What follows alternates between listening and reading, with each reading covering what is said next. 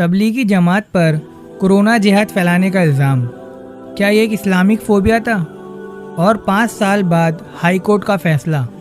चलिए इस बारे में थोड़ी विस्तार से बात की जाए। अस्सलामुअलैकुम दोस्तों, अब्दुल अलीज़ हियर और आप देख रहे खैर टॉक्स। मार्च 2020 तबलीगी जमात का एक एनुअल इज्तिमा जो निज़ामुद्दीन मरकज़ में था। हिंदुस्तान के अलावा इंडोनेशिया, मलेशिया और कई जगह से लोग आए थे। तब कोरोना इंडिया में नया था और लॉकडाउन की भी अनाउंसमेंट क्लियर नहीं थी। सडनली लॉकडाउन अनाउंस हो गया, लेकिन तब तक मरकज़ में लोग ऑलरेडी थे।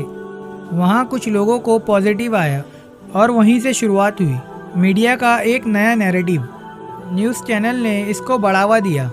कोरोना जिहाद, मुसलमानों ने वायरस को फैलाया, जमात ने फैलाया बायो टेररिज्म। एक पूरी कम्युनिटी को ब्लेम कर दिया गया। व्हाट्सएप पर मैसेज आए, ये लोग जानबूझकर कोरोना फैला रहे हैं, ये कोरोना बॉम्ब है। मीडिया ने वर्ड्स को कॉइन किया, कोरोना जिहाद, थूक जिहाद, बायो जिहाद। इस नैरेटिव से मुस्लिम को हर जगह गालियाँ मिली, मॉब लिंचिंग हुई और पब्लिक के जहन में डर बैठ गया।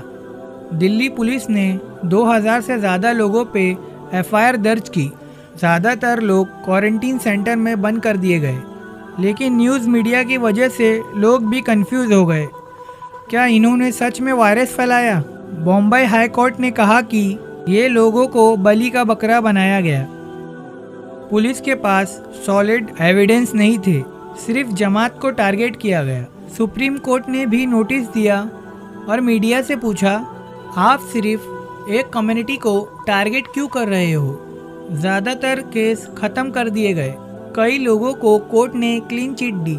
इस बात का उनके पास प्रूफ ही नहीं था कि तबलीगी जमात ने जानबूझ के कोरोना फैलाया। हाँ, ये कह सकते हैं कि लॉकडाउन के कुछ रूल्स फॉलो नहीं हुए। इतनी बड़ी गैदरिंग एक हाई रिस्क था, लेकिन इसे गवर्नमेंट फेलियर बोलेंगे। टाइम पे एवैक्यूएशन क्यों नहीं हुआ? फ्लाइट चालू थी, लोग आते गए। स्क्रीनिंग का सिस्टम क्यों वीक था? गवर्नमेंट का फेलियर छुपाया गया और तबलीगी जमात पे कोरोना जिहाद का इल्ज़ाम लगाया गया। ये तो नाइंसाफ़ी है। आप इस बारे में क्या कहना चाहते हो? क्या ये इस्लामिक फ़ोबिया को बढ़ावा नहीं देता? आपकी इस सब के बारे में क्या राय है? कमेंट सेक्शन में ज़रूर बताएं। वीडियो को लाइक करें, शेयर करें और ऐसी ही वीडियो देखने के लिए हमारे चैनल को सब्सक्राइब कीजिए।